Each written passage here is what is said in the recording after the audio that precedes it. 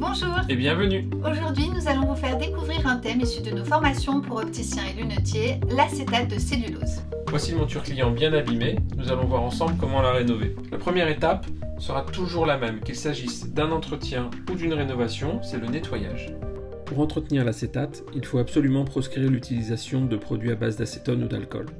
Chaque acétate a sa propre composition. Si certains supportent bien l'alcool, d'autres seront dégradés par celui-ci. On applique donc un principe de précaution, savon doux et tissu microfibre. Cette étape est la base pour obtenir au final un travail de qualité.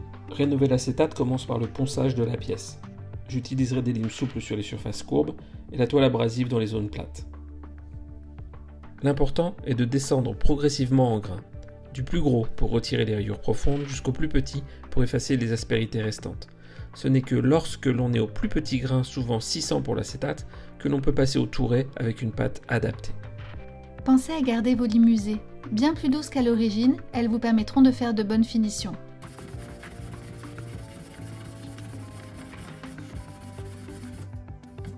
Il existe des pâtes de ponçage, de polissage et de brillantage avec chacune un grain différent. Il ne faut pas les mélanger. Dans notre exemple, nous allons passer directement du ponçage fin au polissage avec cette pâte bleue. Il arrive souvent de noircir lorsque l'on passe sur les têtes de rivet. Si votre disque est noir, passez un élément en carbure dessus pour le nettoyer avant de poser la pâte de polissage. Le disque en coton ou en flanelle est le support de la pâte. C'est donc la pâte qui assure le polissage. Il est nécessaire de réenduire très fréquemment. Pour les zones difficilement accessibles, utilisez du fil enduit ou une gomme à brasure. Et parce qu'il est toujours intéressant pour bien travailler de comprendre ce qu'il se passe concrètement, voici à quoi ressemble au microscope une matière qui vient juste d'être limée. Il y a des stries profondes et des arrachements sous forme d'écailles. Après un ponçage fin, les stries disparaissent. Il reste des écailles, cela correspond à un aspect mat. Après un polissage, il n'y a plus de défaut. On a une surface brillante, même à l'œil nu.